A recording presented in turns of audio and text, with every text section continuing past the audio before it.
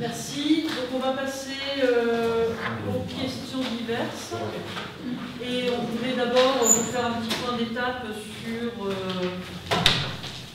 sur l'aménagement de la scène à vélo, puisqu'on a eu une présentation qui nous a été faite, qui propose d'installer à Saint-Pierre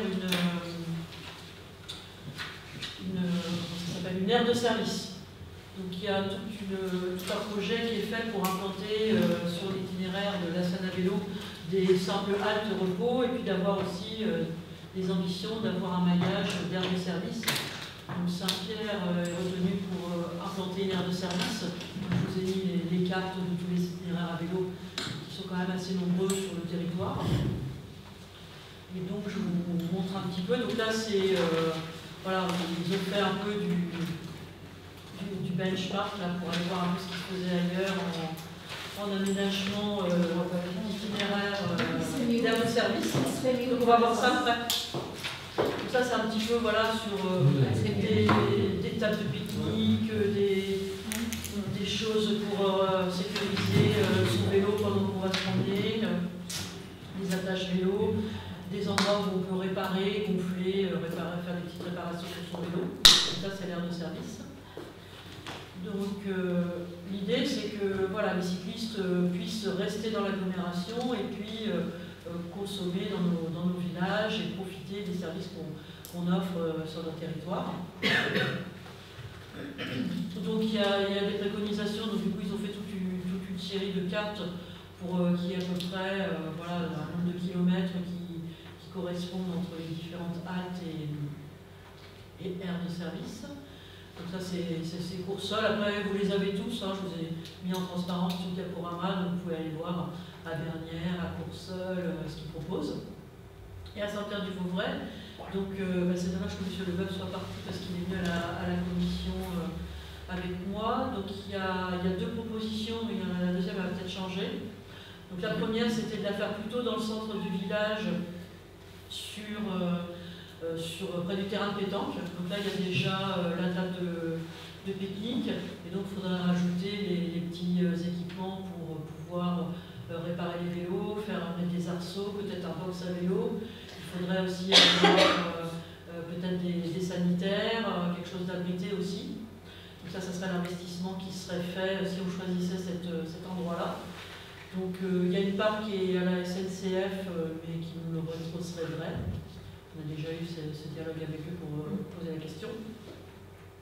Et la deuxième option, ça c'est en plus on a déjà l'eau potable sur la place du marché, donc voilà, ça coche déjà beaucoup de cases, hein, parce qu'il y a déjà l'eau, il y a déjà pas mal de choses qui sont présentes, et surtout c'est près des commerces, donc ça paraissait quand même un plus.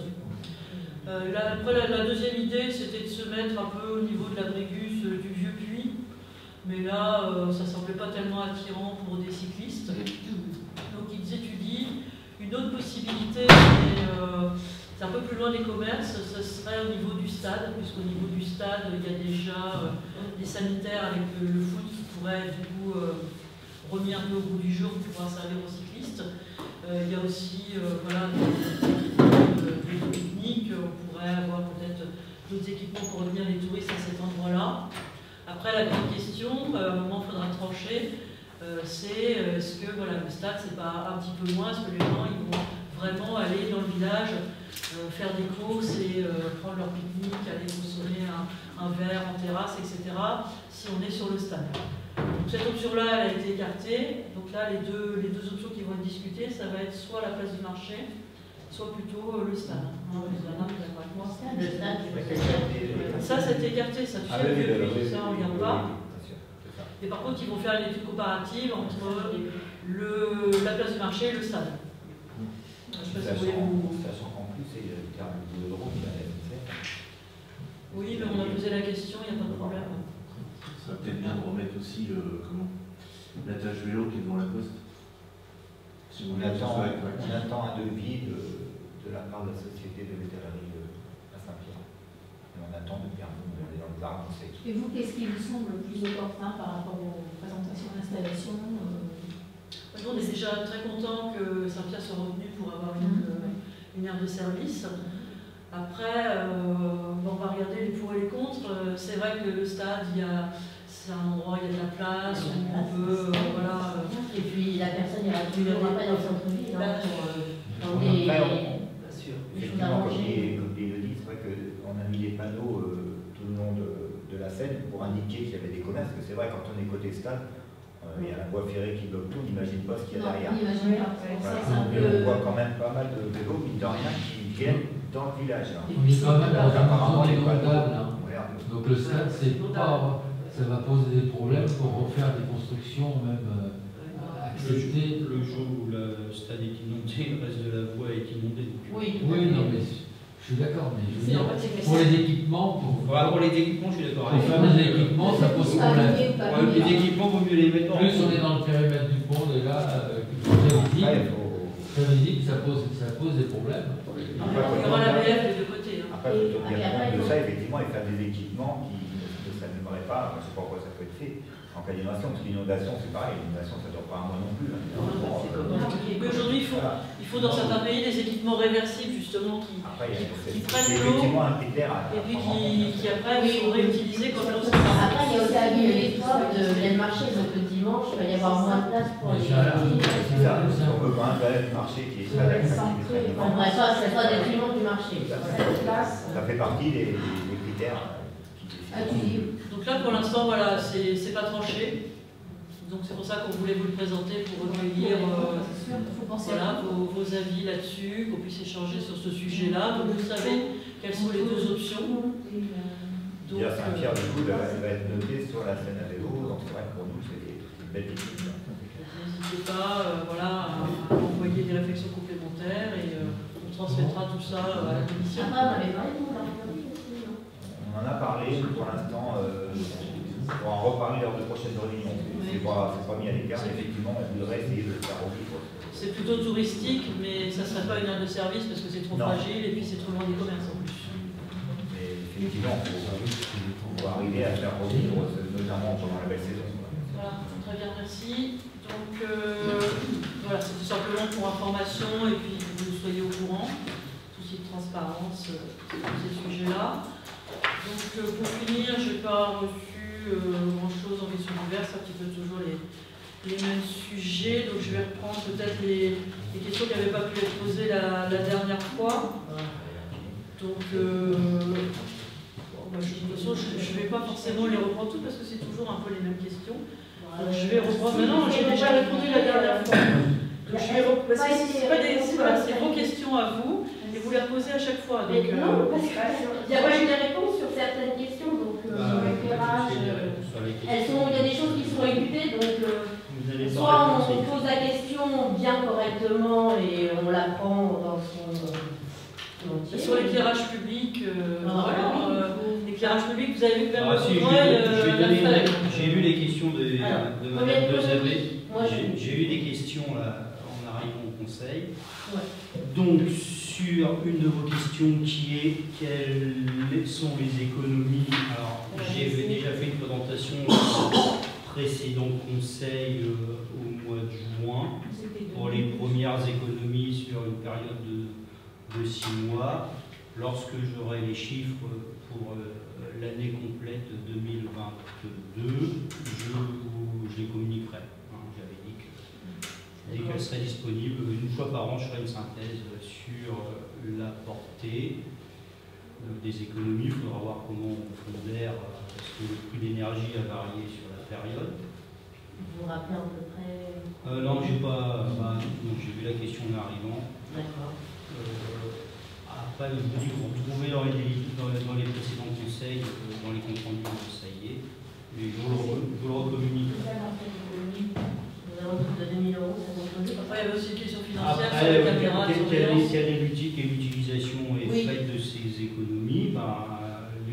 Aujourd'hui, la question, elle se porte du budget, elle se porte de façon globale. Donc, les économies faites d'un côté participent au fonctionnement global du budget de foot. D'accord, on n'est pas parti sur du lait ou des... Il y a eu je ne vais pas cacher qu'on n'était pas parti avec des intentions. Vous faisiez partie des séances où on avait communiqué que les économies permettraient d'investir sur des équipements intelligents. Aujourd'hui, on n'est pas dans un état de finance qui permet de rentrer dans le scénario, malheureusement. Voilà. Aujourd'hui, c'est au profit de l'ensemble du budget. Il faut souhaiter qu'à terme, on arrive à une situation où, effectivement, on puisse adresser des opérations d'économie sur des projets concrets. Oui, on est quand même pour les Saint-Pérois. On n'en est pas là. Oui. Après, parce que voilà, la vidéosurveillance, on a un village qui est très étendu, il faudrait en mettre à toutes les entrées du village. Enfin, voilà, on ne peut jamais surveiller partout. En plus, les statistiques montrent que souvent ça déplace plutôt les faits qu'autre chose.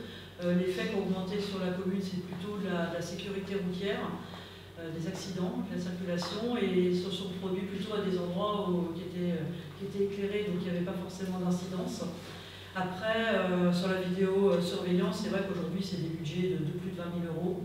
Donc même si on peut avoir des aides du département et de l'État, il resterait quand même, de toute façon, à un moment, 20% pour la commune. Et aujourd'hui, ce n'est pas forcément dans les priorités d'investir, surtout pour quelle efficacité. Alors, on ne peut pas mettre une caméra dans chaque maison. Bien sûr, c'est ce qu'on n'avait pas parlé de mettre une caméra dans chaque maison. Est-ce que vous avez un retour de la gendarmerie ou pas du tout? Elle n'a pas communiqué Sur quoi?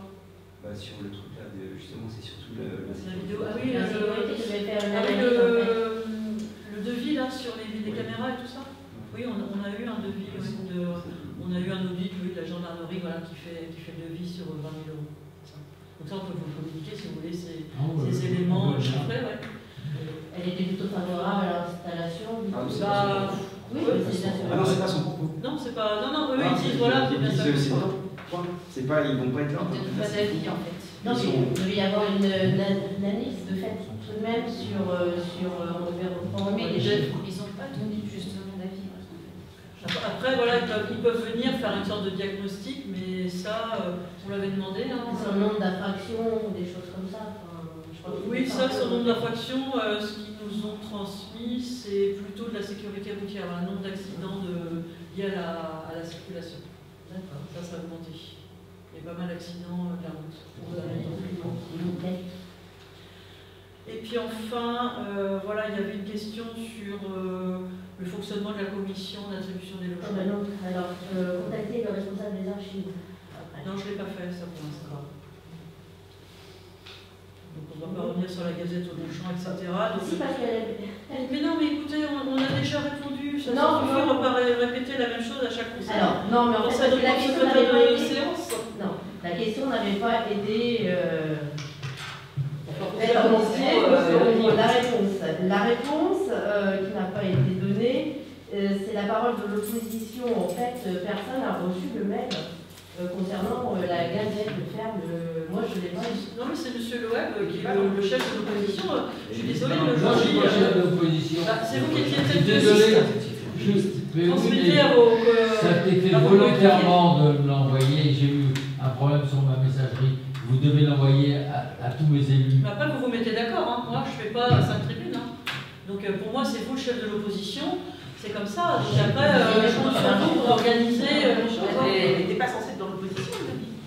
Tu l'as dit au début. Si, normalement, on sait jamais parce que ça arrange, ça arrange. Dans l'opposition, vous les avez exclus.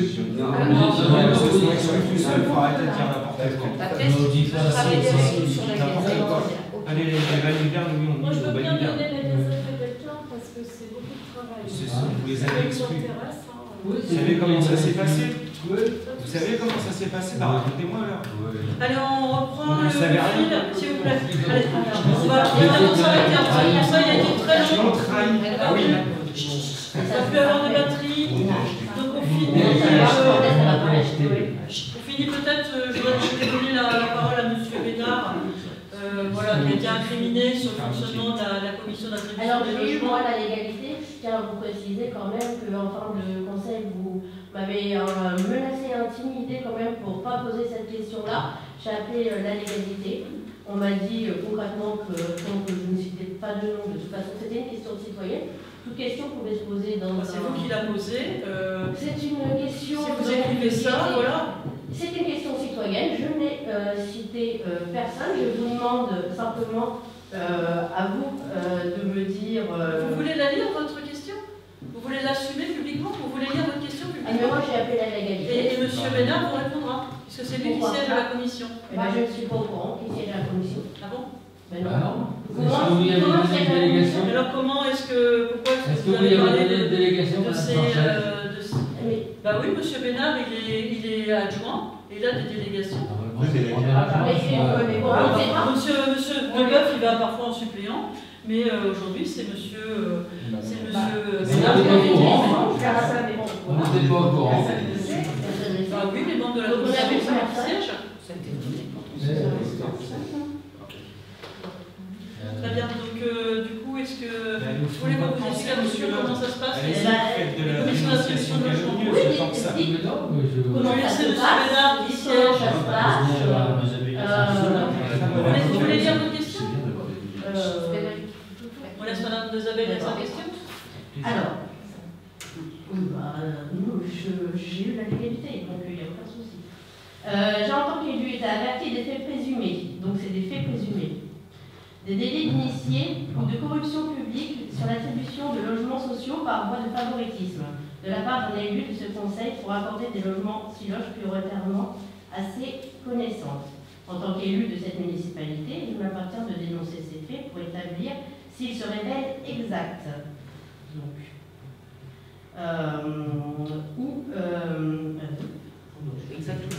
exact ou non, ainsi que me désolidariser totalement de ce type d'agissement présumé qui vont totalement à l'encontre de mes valeurs.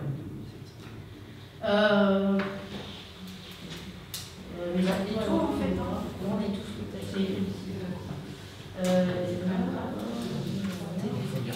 mais surtout à l'encontre des droits de ceux qui ont vraiment des besoins.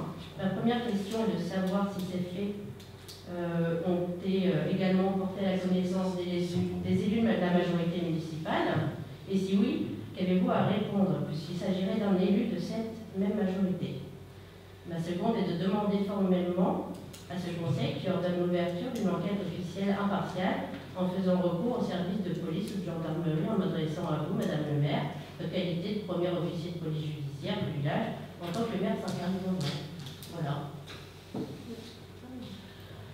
Donc Monsieur Bénard, qui est membre de la commission logement, va vous expliquer comment on attribue un logement et comment ça se passe. Ça, c'est intéressant de savoir. Tout à fait. Alors, ça m'étonne que vous l'ignorez, mais c'est quelque chose de très très cadré. Premièrement, qu'est-ce qu'une commission d'attribution logement social? Elle représente 6 membres. 3 membres des bailleurs sociaux, 1 membre des représentants des locataires, 1 membre de l'État, 1 membre de la mairie. Elle examine 3 dossiers répondant aux critères pour chaque logement disponible. Les dossiers en question doivent être remplis dûment, sans aucune, on va dire, en gros, sans aucun manquement au dossier, sans aucune pièce manquante au dossier. Dossier complet, quoi. Exactement. Ensuite, dans cette commission, il y a des dossiers prioritaires. Vous parlez de favoritisme, je vais vous donner les priorités d'attribution. Il y a un classement. Non, il n'y a pas de classement, il y a des priorités. Il y a des critères d'attribution de priorité. Les personnes sans logement. Bien sûr. Les personnes vivant dans les logements insalubres ou dangereux. Les reprises de logements ou ventes par le propriétaire, c'est-à-dire que votre propriétaire vous demande gentiment de partir, vous avez rien à dire, vous vous retrouvez à la rue. Les mutations professionnelles. Les personnes handicapées, attention, ce n'est pas un classement, ce sont les 6 principaux critères. Et dans ces critères fait également partie les violences conjugales et familiales. C'est-à-dire qu'on reçoit une vacance de logement, X ou X logements, une pièce, 2 pièces, 3 pièces, 4 pièces, 5 pièces. On reçoit 1, 2, 3, 4, 5 dossiers, peu importe le nombre de dossiers, il y a 3 dossiers qui sont étudiés en commission. Donc, voilà. Ensuite, très important, le décret du 15 février 2011 précise que la commission peut classer les candidats par ordre de priorité. Seuls les dossiers complets sont adressés au bailleur. C'est-à-dire que ce n'est pas moi ou un membre du conseil municipal qui décide de quel dossier passe en commission. Ce sont les critères et les bailleurs qui décident de quels dossiers sont prioritaires. Tout simplement. Est-ce que j'ai répondu à votre question? Oui, et sur place, comment ça se passe? Comment ça se passe sur place? Tout le monde ne siège pas déjà, il y a des absents. Exactement. Il y a des Deuxièmement, attendez, laissez répondre M. Bénard. Il n'a pas la parole. Il a raison, il y a des commissions, je vous donne un exemple, où il y a 3 dossiers. Dans les 3 dossiers, il y a 2 dossiers incomplets. Uniquement sur la commune de Saint-Pierre. Exactement.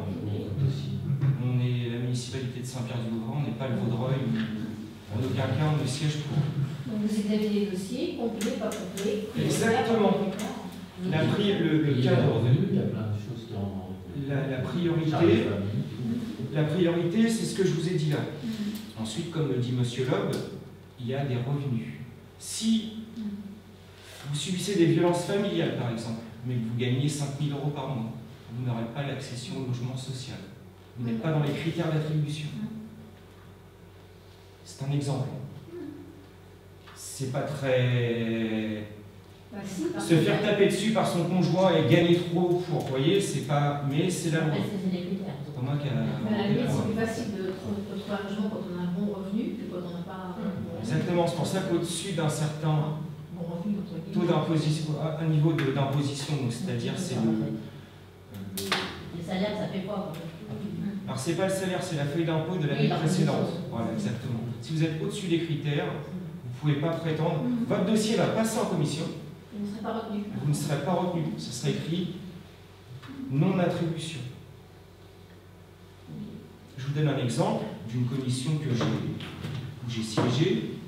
Il y avait 3 dossiers. Il y avait un dossier d'une famille Saint-Pierroise. Attention, parce qu'on ne peut pas donner de sans nom, non, aucun nom, c'est confidentiel. Un dossier d'une famille rouennaise et un dossier d'un monsieur seul sur le Vaudreuil. La logique aurait été qu'on appuie notre voix au dossier de la famille Saint-Pierroise. Mais les critères ont fait que, donc on en est au critère de logement salubre ou dangereux, donc le logement allait être démoli. Donc le premier critère qui est passé devant les autres, c'est la démolition. Voilà. Ils se retrouvaient à la rue, exactement. Donc, en aucun cas, que ce soit un conseiller, madame la maire ou un délégué, ne décide de qui passe en commission.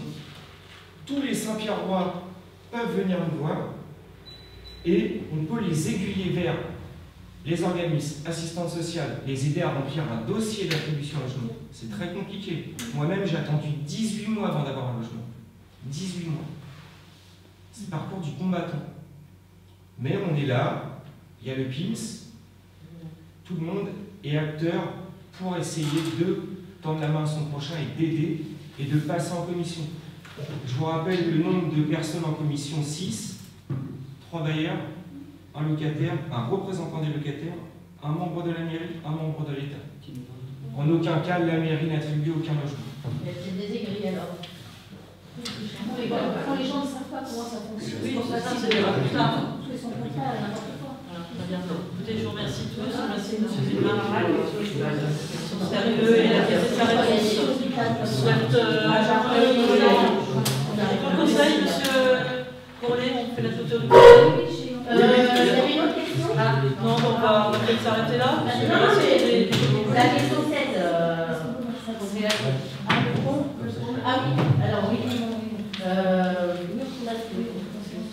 La 7, et j'en ai une petite vite fait. Non, mais attendez, mais il est déjà 21h, j'ai tout le conseil. 45 minutes, c'est toujours les mêmes questions. Ah ben non. Maintenant. Non, on va pas répéter, pour 45 minutes, pour répéter les mêmes questions. C'est pas du tout les mêmes mois, quoi. Et si ce que vous m'avez envoyé 48 heures à l'avance. Mais la 7, elle n'est pas du tout. Si, c'est toujours pareil. Si on va rétablir l'éclairage, on a déjà répondu. C'est demander à la municipalité de Saint-Pierre-du-Vauvray de rétablir l'éclairage public à partir de 5h du matin, comme pour la plupart des villes à Campagne. Il y a des noms de villes parce que par partout, c'est pas 5 h du matin. Faut arrêter J'ai une petite question comme ça, c'est dernière minute, mais pour la sécurité, donc c'est important. J'emprunte la côte de Paris, la côte de Saint-Pierre tous les jours.